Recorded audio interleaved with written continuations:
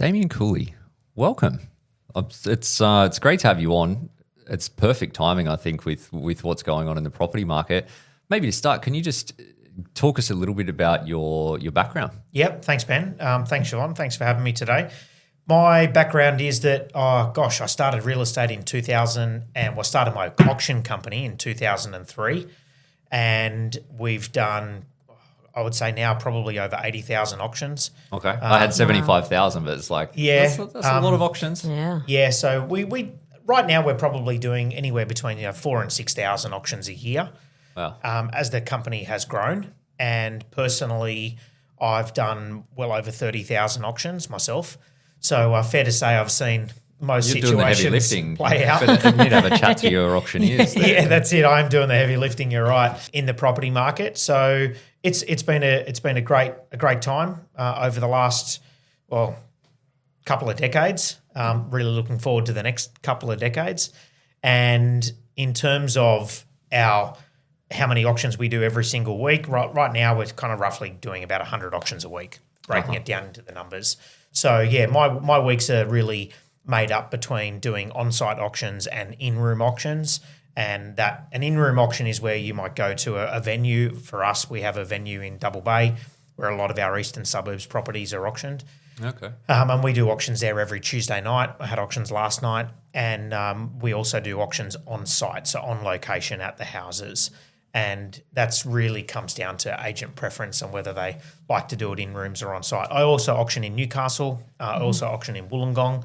And at different stages during the week, I'm in those different areas doing auctions. So, and occasionally get down to Melbourne for the block. So that's a bit of fun going. Yeah, I was going to ask Yeah. about the block. Tell us about that $23 million sale. Yeah, the block in terms of what they've bought.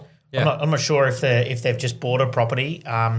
And that's what they've paid for it. I don't know, but in terms of the block TV show, that is, it's exciting. It's really exciting. I enjoy doing it. It's fantastic for the contestants because it's all about renovating a house and seeing how much they can then sell it for. And it's been unbelievable for my career. So I've won the block 6 times now. Wow. And looking forward to the next season, which should be actually starting pretty soon on the TVs. Yeah. They've finished the build and it will go to auction, I believe, in November 2026. So, yeah, fingers crossed I can win my 7th. Nice. And so they use different auctioneers? Is that how it works? Yeah. Each contestant is able to choose what real estate agent they want to engage, and their auctioneer that they would like to engage. Some agents have an in-house auctioneer that they might be using, or in Melbourne or Victoria specifically, there are a lot of agents that are auctioneers. So those agents might also be the auctioneer that's conducting the auction on the day. Yep. For me, I've always considered auctioneering as a very specific industry and deserves its own. I guess for me, I'm a professional auctioneer. I don't do anything else. I don't. I can tell from your suit. Can we? I've got a few pinstripe suits, but I do quite like wearing this one today. Maybe that's where I wore it for the podcast. And it's not a power play, but I do feel comfortable wearing it. For sure. Yeah, presentation's a big thing for me. Gosh, I get my hair cut every week, car wash twice a week. Sounds like my friend. Yes. Welcome. Welcome You're to in the good club. company. But like presentation's a big thing. You always look good, feel good, and that changes the way you feel. So if you feel good about things, and I auction better, really, that's the correlation. For sure. And look, this is probably a really silly question, but in terms of how it actually works with auctioneers and real estate agents, so it's a different job, and like you work across a whole bunch of different real estate agents, and you're not a real estate agent, is that? Yeah. So technically, I am a real estate agent in the sense that I hold a real estate agent license. Yeah. But my license has another accreditation to it, which gives me the ability to conduct auctions. So I don't list or sell real estate. So I basically contract myself, and our company contracts to real estate agents. Yep. If an individual is selling their home privately and they're not engaging a real estate agent, then, which I don't recommend, but if they are doing that, then yes, we can also auction for individuals. But real estate agents are our clients, Yeah. and we're engaged by the agent to conduct the auction. And it's typically driven by the agent rather than the person that's selling the property. Like they're not necessarily going, we want Damien Cooley to do it. I'd like to think after 23 years of auctions that, they are doing that. Yeah. And I absolutely get owners who ring me up and say, we want you to auction our house and we've engaged, X, Y, Z from this real estate company and are you available to do the auction? Yeah. And I think also perhaps going on TV shows like The Block have boosted my profile and being quoted in newspapers and doing podcasts like people such as yourselves builds profile. And when you have profile, people want to engage you to conduct their auction. But geographically, it's challenging. Yeah. There's only so many places that I can be on any given Saturday. Yeah. And I can only get around really Sydney. 30,000 auctions. Yeah, that's right. That's about the limit. New South Wales of where I can be at any one time. So for me, midweek, it's all about what agencies can I work with that are going to have volume? Because for us as auctioneers, we're not remunerated based on what a property sells for. Yes. Whether it's $1 million or if it's $50 million, I get paid the same. So for me, it's about volume. So we are looking for those groups that are doing volume so I can go and do 5 or 10 or 15, 20 auctions on one night rather than just going and doing one. You do 20 auctions in one night. I've done 42 in one night. That's my record so far. How long does an auction actually take? Would you say? Look, an in-room auction can be as fast as 3 or 4 minutes. Yeah. It could be as slow as 20 or 30 minutes. But generally, when we're setting an order of sale, if someone's number 10 in the order of sale, they usually say, what time do you think it's going to be on? Number 10, we would usually say in about 60 minutes, perhaps 70 minutes time from the start. Interesting. Yeah. It's a good business model. And so the agents pay. I don't know if maybe you don't have to answer this, but like, what is they would just engage you and they pay a fee to you. Yeah, they basically look, pay an a auctioneer fee out would of their an commission. auctioneer would generally range somewhere between $700 and a couple of $1,000, depending on who they are and their level of experience, and also depending on where the property is. Yeah. Obviously, higher value properties in peak eastern suburbs markets or lower North Shore markets are generally more willing to invest more into whoever is conducting the auction, opposed to other markets. I guess when I go to Newcastle and I go to Wollongong, my auction fee is less than what I would have otherwise have been charging if I'm in Double Bay. Okay. Interesting.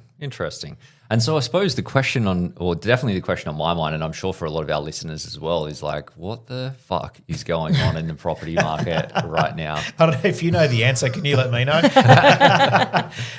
Look, it's a combination of a lot of things. I guess we've been blessed in Sydney to have quite a reasonably strong market for quite some time, and blessed, I guess, for those people who own property and who are in the market, and challenging for those people who are looking to get into the market. But there's absolutely light at the end of the tunnel for those people who are looking for first time owners or first time investors or first home owners, because the market has definitely come back from its highs. And I think any owner that is looking at coming on the market right now, real estate agents are having the conversation with them that if you're not thinking 10 or 15% lower than what we initially appraised the property at, or if you're not thinking 10 to 15% less than what we were speaking about at the end of 2025, don't come on the market. Yeah. And what generally happens in harder markets where properties aren't selling for as much as what owners really would like, a lot of people just decide not to sell. And a lot of people decide not to come on the market. Yeah. And then that's a supply and demand thing. Real estate markets are driven by the ability to borrow money, confidence, buyer sentiment, and supply and demand. So if there's fewer properties on the market and it's easy to get hold of money and sentiment's really high, we're going to see a boom market. Yeah. If right now what we're seeing is there's fewer properties coming to market, it's more challenging to get finance approvals. Somebody who could borrow, $1.8 million perhaps only a few months ago on a joint income, and now even with the changes to negative gearing, and those changes now have been taken into consideration when someone's going to take a loan. Yeah. You know, that borrower who may have been able to borrow 1.8 perhaps might now only be able to borrow 1.5 or 1.6 as a result of that change. That takes $200,000 or $300,000 off their maximum of what they're looking to spend. Yeah. That changes the market. Yeah. Absolutely. That absolutely changes the market. If you took borrowing money out of the real estate market altogether, the market would absolutely tank because people don't have the cash. Some people do, but many don't. So we look at those drivers. So what's happening right now, I think it would be reasonable to expect that, you know, and good properties sell well in any market, Yeah. but they're still not selling as well as they would have. Yes. But I'm seeing properties selling for less than what people paid for them 2 years ago. I'm seeing properties not getting the same price that they would have otherwise have got if they had have sold it in 2025. Yeah. Just on Saturday, just gone, I had a property that we took to auction in St. Peter's. Now it's a city fringe, inner west kind of location, not far from Sydney CBD. There were 6 townhouses in the complex. Last two sales in the complex were 1.6 and 1,660,000. There was an argument to say that this townhouse that we auctioned on the weekend in a better market probably would have been the best townhouse in the block, and it would have perhaps sold for maybe around 1.7. It sold for 1,560,000. Now, there were 5 registered bidders on that. So that's a good indicator of that it was a good property, you know, show of strength for the market with 5 registered bidders, but it still only made 1,560,000. Now, I say only, it's still a lot of money, but it should have made more in a better market. Now, it's amazing how much the sentiment impacts for people as well. And I think that the borrowing is one part of it, but reality is that there are still a lot of people that could purchase it at properties, but I think there's so much like price anchoring that goes on. It happens on the sell side where they've seen that the property, you know, could have sold for whatever, or, you know, it was valued at a certain level, and now they're looking at it going, oh, I just can't sell for that, but it's sort of like where the market is. But then you've got it on the other side as well, and everyone's just freaking out. Yeah, look, you only have to pick up any newspaper or open up any social media channel or look on the news and look at everything's been negative. Negative, everything's negative. There hasn't been a lot of positive sentiment really about anything much. In fact, I think really interest rates remaining on hold in the last meeting, and hopefully old mate signing a peace deal to get rid of this war has probably been the only 2 positive things we've seen in 2026 that have had an influence on the real estate market. Yeah. And which affects sentiment, which affects the real estate market. And those two positive things that hopefully have happened in the last kind of 7 to 10 days, hopefully that starts to have a positive impact moving forward. Now, is it going to have an impact immediately? No, but there's not a lot of property coming to market really, but probably until spring. Yeah. Because we're shooting this sort of, you know, end of June. July and August are traditionally the 2 quietest months of the real estate market, and September things pick up, and at the end of November there'll be a lot more property on the market. So, I mean, I know that our auction numbers are just through the floor at the moment. So, and that's talking about volume of property getting booked in for auction. I was going to ask you that actually. Sorry, Siobhan, but you've got 23 years of data and obviously quite a lot of volume there as well. But what do you and seasonal impacts aside, but what is it that you're seeing in terms of the volumes of properties that are coming to market now relative to what it should be for this particular time of the year? Yeah, so June volume's down, July volume will be horrific, and August I can't see being much property coming to market during that time. If you think about it from the auction date, so when I talk about August property on the market, I'm looking at auction date. So an auction campaign is generally 28 days, and the auction date means that the property came on the market really 4 weeks before that. So any property that we auction in September would be listed in August. And right now we're coming into a period where we have school holidays and a big holiday period over the middle of the year. So a lot of people right now, they're like, you know what, too hard, not much going on. I'm going into my shell for the next for the next month at least, and we'll revisit this perhaps in August at best, and maybe even we won't revisit it until September, October. So November is always a very big auction month. End of October is always, end of October into November, always really big periods. And also the period in March, just before Easter, is always a really big period. People try to sell before Easter. People try to sell before the end of the year, Christmas. And a lot of people who are buying are trying to, get in before the end of the year and, have their new family home. Or we're definitely also seeing a lot more, less investors, more owner-occupiers right now. Given that you've obviously been in the market for, in the industry rather, for a really long time, how long do you usually see these downturns progress for? Yeah, the change in the market from the strength to the weakness happens super fast. Yeah. We can see a change in buyer mood like literally within days.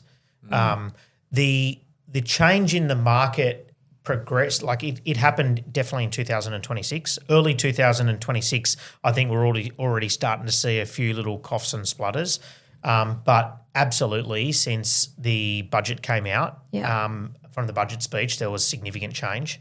But the budget was supposed to make it easier for people to buy property. Isn't that what they told us, Damien? Yeah. Well, there was significant change in sentiment at that point. And I think that creates uncertainty, and uncertainty changes sentiment, and then sentiment changes the market. And that's really what we've seen, is that change has been quite significant in my view. So if you zoom out a little bit, you've seen this sentiment. What would your 2 cents be to someone who is thinking about getting into the market right now? Should they lean into this? Lean in. Absolutely lean in. I want to look for a property that I'm looking to try and buy. And my goal is to have something definitely before the end of the year. Because I feel like 2027 might, whether it's early 27 or where it's mid 27, I feel like that is going to yield hopefully a better market. Yep. That's my view. I've been wrong many times before, but I feel like that the rest of 2026 is the time that we need to find something, and then for me anyway, to try and buy something. Yep. Because I feel like right now is a good buying opportunity. Everybody always waits for, when's the perfect time to buy? Let's wait for that perfect time to buy. People feel the perfect time to buy is when everyone else feels the perfect time to buy is. Exactly. And that's coming into a boom market. Exactly. So the market's increasing, the market's booming, the market's running away from us. Gosh, we missed out on that one, we missed out on that one, we missed out on that one. Now we have to buy this one, which we don't love, but it's that fear of missing out. Yeah. Right now, there's no fear of missing out. There is a fear of paying too much. Yeah. And the fear of paying too much means that clearance rates are down, the average number of registered bidders are down. This is the market everyone's been waiting for to try and buy something. Yeah. But unfortunately, everyone's too scared to do anything. Everyone's too scared to do it. Yeah. So my strong advice to buyers, and I know that they might say, oh, you're an auctioneer or you're in real estate, of course you're going to say that. No, this is the time to try and buy something. You're competing against less people. The market's come back. If you had to buy that property in St. Peter's 6 months ago, you would have paid 1.7. But now you're buying it for 1,560. Okay, is it going to be worth 1.4? Unlikely. Is it going to be worth 1,520,000? If you're buying now for a medium to long term, lean into this market. If you're buying now for a 6-month turnaround, then you probably shouldn't be buying. Then you should be buying property anyway. I would say that's right. Yeah. Well, you're not going to be. Well, you won't get the 25%, 50% capital gains discount anyway. Exactly. So look, I'd be leaning into this market, try and buy something. I purchased a property about 6 months ago, and we were underbidders 6 times. Yep. 6 times. It was a fucking nightmare. Like we increased our budget through the period. We were looking at good properties. We even had a buyer's agent that was helping us source the properties and negotiate and do all of the things. But it's like and that wasn't like a hot market. That was just like a good market. Yep. But we had something specific that we were trying to buy. And, limited supply for premium properties, there's always limited supply in good areas. And you have people like you have good demand, and like it was a really frustrating period, and we ended up paying more. Like if I look back now, like obviously we probably pay less for the same property now, but it's like, yeah, you get so frustrated by the fact that you are competing, and then you end up at the end. I was like, whatever, just like let's do something, get this done so that we can move on, and that does have a cost attached to it. Now I'm not too stressed about that because I'm buying with a 20 or 30 year view, and I know that will just be a little blip in the grand scheme of things. But the more I'm seeing in the market today, I'm like, this is we should be buying now as well, because less people in there, more fear out there. Yes, the market might go down a little bit further from here, and I think buyers need to be comfortable with that. But as you say, we're not buying for 6 months; we're buying for 6 years, or 10 years, 20 years, 30 years, and you're not going to look back and say, "Oh, well, I bought it for 1.55, and then it went down to 1.45, but now it's like $4.5 million 20 years later." Like this doesn't register. I think if we want to really try and take a view on the market of what is the market going to do in the next 12 months. Markets always slow down significantly before any government elections. So markets always slow down before a government election. So, perhaps even for a couple of months before an election, everyone sort of puts the brakes on. If a changing government happens, that generally means more people voted for another party, and that party is going to be voted in. That's always a positive sign for the market. Beware with that one, because it's clearly not worked in our favour in the last election. Yeah, but we need, not worked in our favour, but a positive sign for if we get the right government. Perhaps I should have said.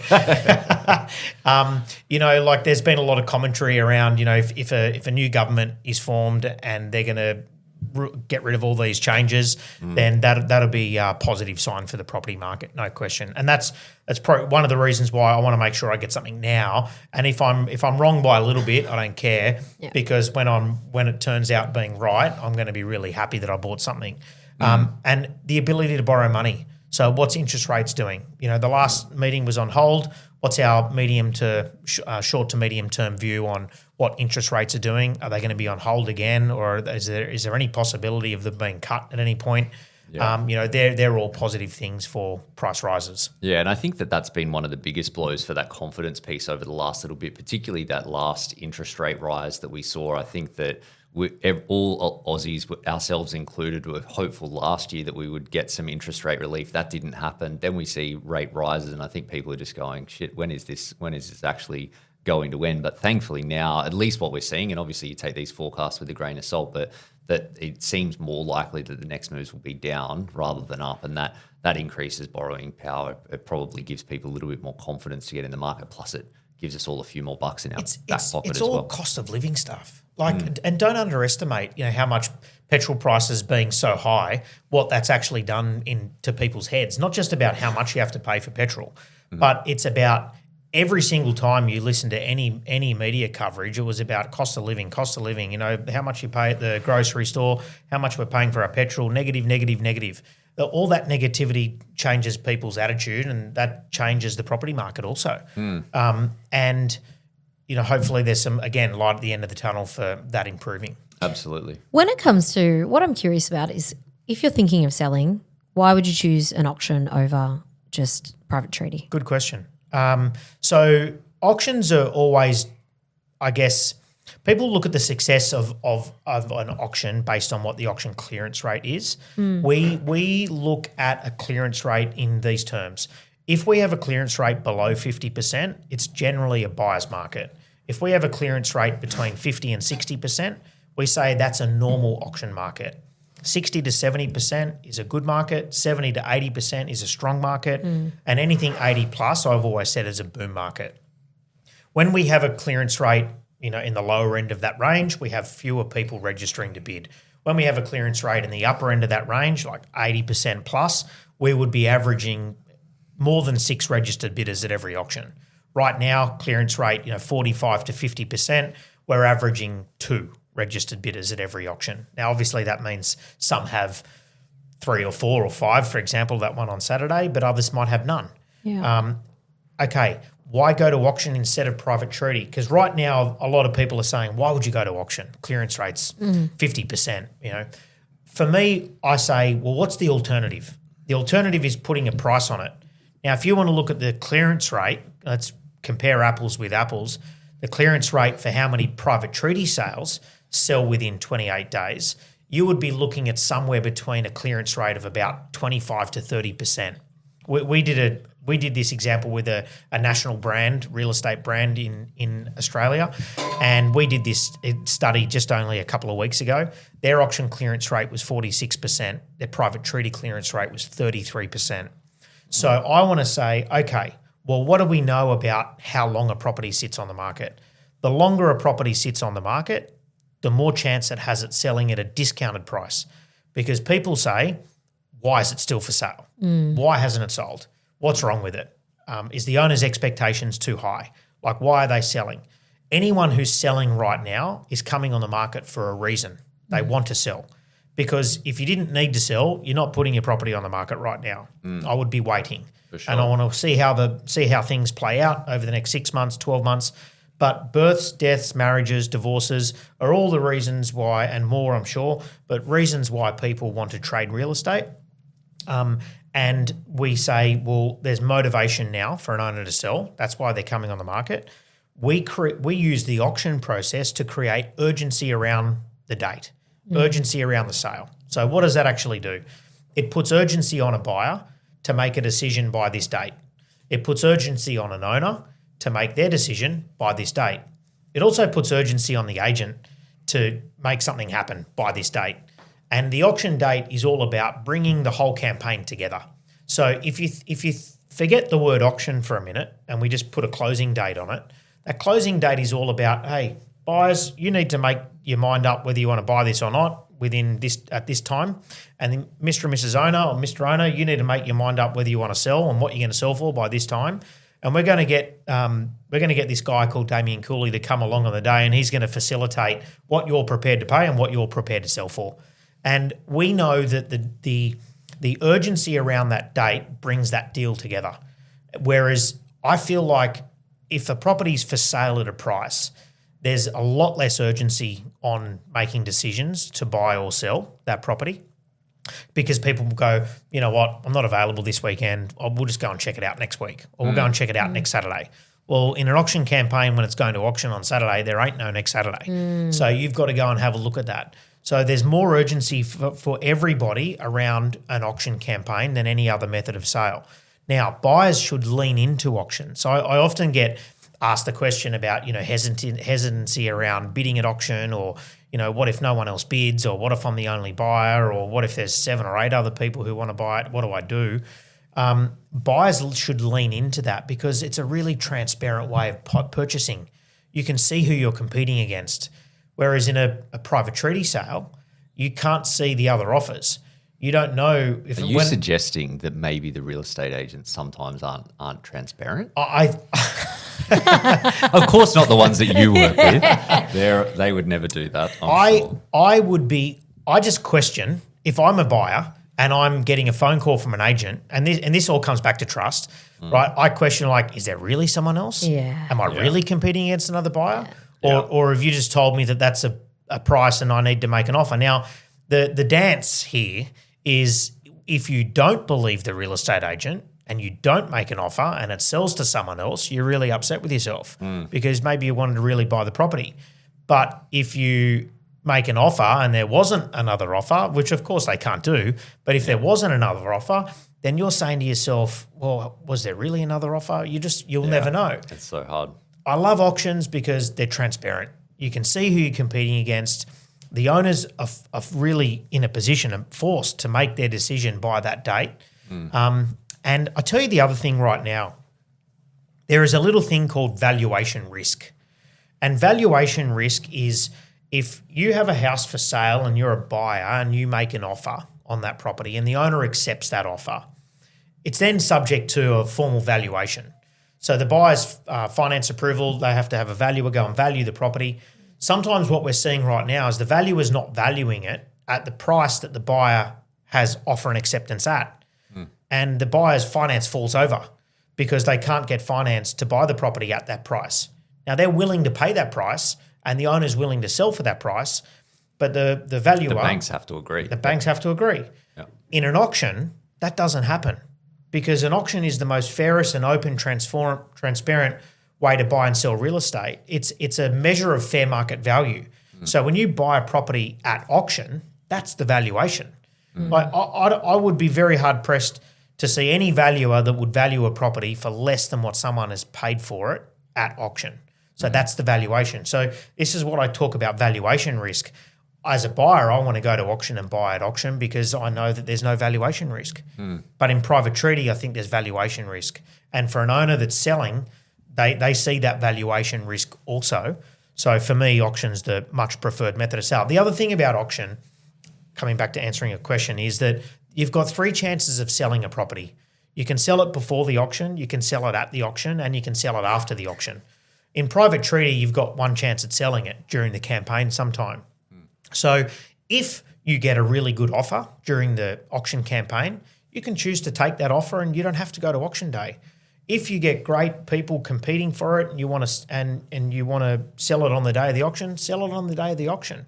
Or if you don't have a lot of people competing for the property and you don't get the price that you want, you can sell it after the auction. And whether it's after on the day of the auction or whether it's in the weeks preceding, we see our auction clearance rate increase by around 15% within 2 weeks after the auction, and we see it increase by around roughly another 10% within another 2 weeks after the auction. Interesting. And can you talk a bit about the price point for people when they take properties to market and then auctions? Because I always think it's, again, like transparency. It's not particularly transparent. It's really hard as a buyer for people that they have, you know, a price guide for things. And my understanding is that there are some sort of rules around that, but it doesn't seem like those rules really seem to be followed. And you see that, you know, a property is listed or has a guide of a certain level, and then they'll get an offer above that level, and it ends up getting passed in at auction. It's like it just seems so opaque and difficult to understand. And we're big advocates for our clients of using property buyers agents because obviously they're transacting all the time and have a better read on values within a market. But, you know, from the outside looking in, it's just so hard for people to understand, like, what is so the right firstly, number? there's loads of laws and regulations around what you can and can't do. And unfortunately in Australia, every state kind of has its own set of laws. For example, in New South Wales, you are not allowed to guide. So in the current law right now, and it is changing, the current law right now, you're not allowed to guide a price that is more than 10% below what your estimated selling price is on your on the agency agreement. So if I tell an owner it's $2 million, I'm not allowed to guide more than 10% below that number. Okay. If I tell an owner that it's worth between 2 million and 2.2 million, I can't quote less than that, right? That my guide is my price. In Queensland. But couldn't you, just on that though, couldn't you just say, look, if I'm talking to, if I'm a real estate agent, I'm talking to a buyer and say, look, we can't put a guide of $1.5 million on unless I put 1.65 on this form. So I'm just going to put 1.65, but I reckon that's going to sell for $2 million or whatever. Absolutely. There are conversations that I'm sure happen in living rooms of mum and dads, right? Yeah. But you can't do that. But no question, I reckon those conversations happen. In Queensland, you're not allowed to guide any price at all. So you're not allowed to guide a price. Imagine a buyer coming up and saying, what's the guide? And saying, not allowed to tell you, right? You can't do that. In Victoria, you have what's called a vendor statement. The vendor statement is on public record. It actually needs to be on all advertising. So if you click on the real estate agent's website, there needs to be a copy of the vendor's guide, and they have their vendor statement, which is about the price. In Victoria now, in auctions, I think it comes in on the 1st of October, vendor has to disclose what their reserve price is 7 days before the auction, which to me is just ludicrous because why should a vendor have to declare their position on what they will sell for? A buyer doesn't have to declare their position on what they will pay. As a buyer, I like that though. Probably not as a seller, but as a buyer, I do. But if you think about it from an owner's point of view, like right now, I'm sure that every Victorian real estate agent will be thinking like, well, this is crazy. How are we going to change this? So I guess it means that a real estate agent a vendor, I should say, can change their reserve at any point. So, you start questioning like, are these reserves all going to change? Like, because really, like, someone has a house, someone wants to buy a house, we just got to bring both parties together in the fairest way we possibly can. Yeah. Right? Now, to answer your question, I feel like buyers just need to take more responsibility for their due diligence. And yes, get a buyer's agent. If you can't afford a buyer's agent, hey, do some research. You're about to spend $1 million. You're about to spend $1.5 million. You're not going down the street and just buying an orange or an apple at the fruit shop. You know, who cares? And if you're about to spend $1.5 million, then you probably should make sure that you can afford a buyer's agent. Yeah. That would be my thing. Okay. As well. It's like, Yeah. I'm going to spend $1.5 million, Yeah. but I can't spend 30, 40 grand on a buyer's agent. Like, That's right. You know, so for me, I feel like everybody just needs to take a bit more responsibility. So to answer your question about the guiding and the underquoting, like we see a lot of complaints around underquoting when markets are strong. And that generally revolves around, you know, the agent's been guiding $1.5 million. The property's just sold for $1,850,000. Far out. I went there with a budget of 1.6. I thought I was a chance, and I'd got the first bid was 1.65. You know, I was blown out of the water. So this happens, and unfortunately, when markets are booming, prices can run away from people. We'll see a lot less, if any, complaints about underquoting right now because the market's a lot harder. Prices aren't running away from buyers. They're not selling for huge prices over reserve. The true definition of underquoting is where an agent tells an owner that it's worth 1.8 and they go to market and they're quoting 1.4 as an example. Like that's a true definition of what underquoting is, because you're quoting a number that is more than 10% less than what you told the owner can expect to sell for. Now, I'll tell you the challenge for real estate agents. The challenge for agents is that in some cases you don't know what it's worth. Like, you can't pinpoint the exact price that a property is worth.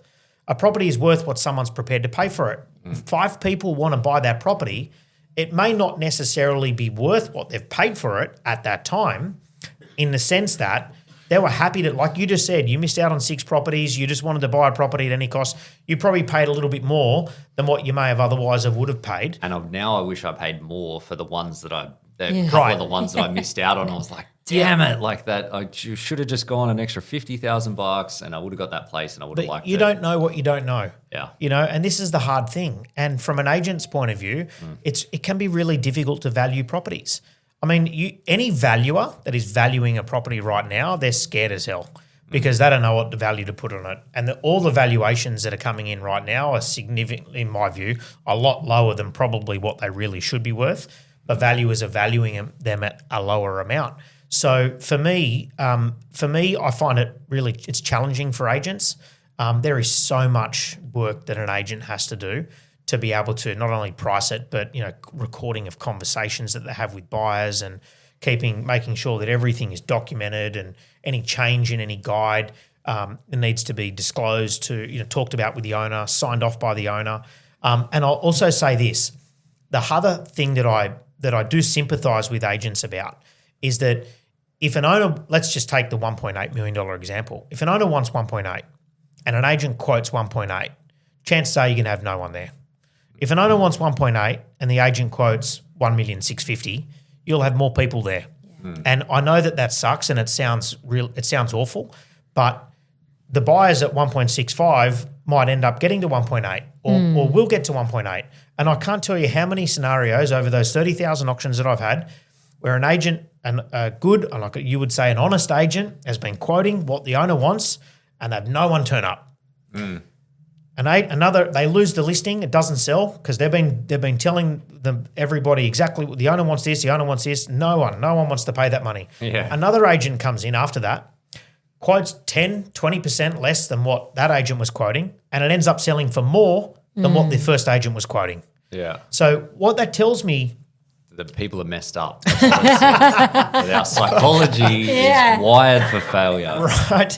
But really what it tells me is that people fall in love with a property, they don't fall in love with price. Yeah. So they find the property that they want to buy, and then all of a sudden they're emotional about wanting to buy the property, and they start to convince themselves that, hey, let's stretch ourselves for this one because it's a really good one. And they end up paying a little bit more. Right? That's really what it comes down to. Equally, buyers rule out properties they can't afford, and they only look at ones that they can.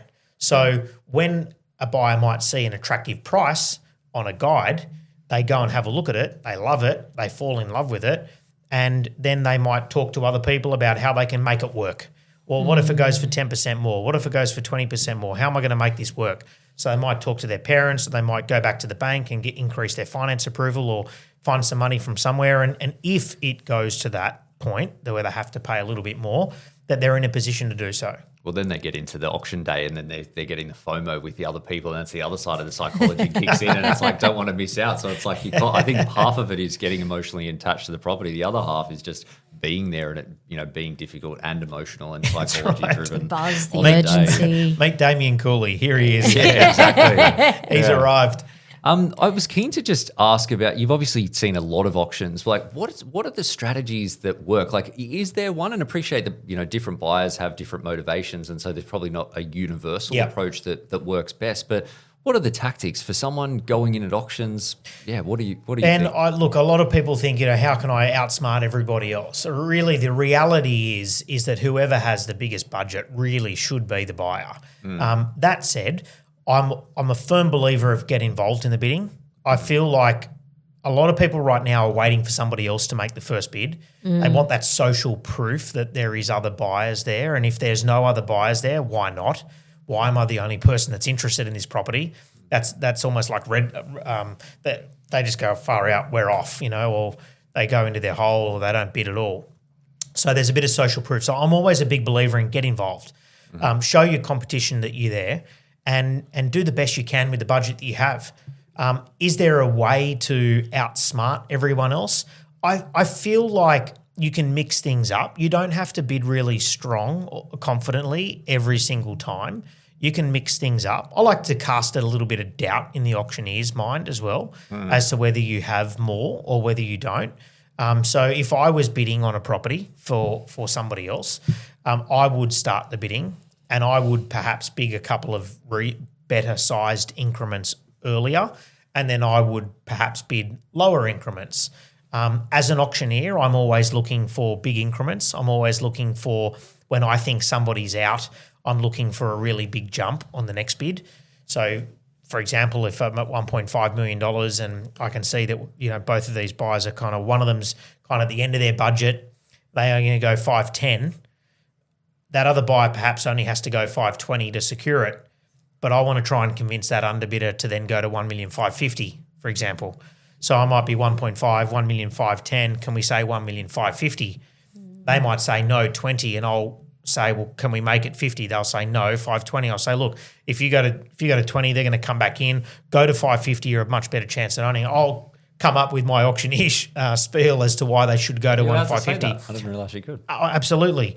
It's a live negotiation. Yeah. So I don't have to accept a bid from a buyer. I can not accept a bid from a buyer. Right. In fact, I had somebody the other day saying to me, hang on, you said that you wouldn't take their 5,000 and you made them bid 25,000 and then you just took their 5,000 from them. I said, yeah. What's wrong? Yeah. I can do that. And he said, you can't do that. And it was all... I almost felt like I was about to get into a punch-up with one of the dads. Was the auction still live? The auction was still live. Yeah. And I had to calm the situation down. But, yeah, the reality is as an auctioneer, you're allowed to accept or decline any bid which you feel is not in the best interest of the vendor. Now, you might argue that, well, why is it not in the best interest of the vendor? It's more money. I didn't want to take 5,000 at that point because I knew that we had to get to a certain point for the owner to say yes. If I took 5,000 here and the other person went 5,000, this buyer might have been out. And I was then perhaps $20,000 away from where I needed to be to get that property sold. Now, I said no at that point because I needed to get a bigger bid. And then I said yes at this point because I knew we were going to be selling. So my theory in my mind is I'm strategizing around how do I get to a point where an owner will say yes to a price. And then once I'm at that point, how can I maximize the result for the owner? And if I'm at that point, I might ask you to go to 1,550,000. It's not that I can't take the 1,520,000 in the example before, but I'm trying to convince you to go to 1,550. Yeah. Now, if I can't convince you, of course, I'm taking the 520. Yeah. But my job is to get the best price for the owner. So I'm trying to convince you where possible to go for more. And if I can't, then I'll come back and I'll take the 10 and make it 520. And what about if you say a property's guiding like 1.6 and you think it's probably worth like, 1.8, but it could sell for 1.9. Yep. If you've got the budget, would you start closer to 1.6 or is it like a power play to go out, 1.8? Yeah, knock more people out sooner, right? Yeah. And that methodology really can be summed up by who are you competing against? How many buyers are there? If you turn up to an auction on a Saturday and you can see registration cards everywhere and you're competing against, 7, 10, 15 other people, it is selling for more than what the agent has been quoting. It is selling for more than what the agent's been guiding, not from any underquoting point of view, but it's selling because there's 15 other people that want to buy this house. So it will sell for more. Yes, go in for a big bid, try and knock half of those buyers or 3/4 of those buyers out. I want to make it big enough that sends a message, but not too big that no one else bids after it, because then you'll never know if you could have got it for less. Yeah. So for me, perhaps in your example, I might start the bidding at minimum 1.7, and perhaps maybe even 1,750,000. I don't think it's the amount or the increment; it's the speed at which you bid. So I'll give you an example. If I start the bidding at 1.7, in your case, someone comes in at 1,750,000, I'll go 10, 1,760,000. It's not that I had to go to 1.8, it's the speed at which I bid the 10 that sends the message rather than the 50,000 or the 10,000. Yeah. Yeah. So I want to bid with confidence, not too quickly, but I want to bid with confidence and I want to send a message. But for me as a buyer, I also want to change my bidding increments throughout the auction. So sometimes I might bid 50, sometimes I might bid 25, other times I might only want to bid 1,000, right? And that's what I'm saying. At the end of the auction, particularly, you don't need to bid that 10 or you don't need to bid that 25. I'm trying to get you to bid 10. I'm trying to get you to bid 25, but sometimes 1,000's enough. Yeah. So what the biggest mistake I think that a lot of buyers make is that they don't watch their competition. As an auctioneer, somebody's body language is the biggest driver behind what I'm asking them to bid. And if I'm trying to get 10,000 or 50,000 out of someone, it's based on what I feel that they're capable of. If I feel they're capable of more, I'm going to ask them for more. So a buyer when they're out, there are telltale signs of when a buyer is really at their limit. I mean, some people even say, I'll go 5 more, but that's it. I'm not bidding again. I'm like, worst thing you could have said. Like, don't say that. Because everybody just heard you say that and all they have to do is go 1,000 and, they might get it. Now, I play off that emotion, but for other buyers, they should watch their competition. You can learn a lot from people's body language bidding at auction. Interesting. So should you turn up to heaps of auctions, do a few studies beforehand? You should research your auctioneer. Oh, okay. Yes. All right. Yeah. Okay. Yeah. Buyers underestimate the auctioneer. Research your auctioneer. And I often have people coming up to me after an auction and they'll say, I've been around and I've seen you doing a few auctions. I knew what your strategy was. And we have a bit of a laugh about it. But I'm like, wow, now I do remember your face. You can learn a lot. Research the auctioneer because, we use different things in our auctions to extract bids out of buyers. I use things that I call trial closes.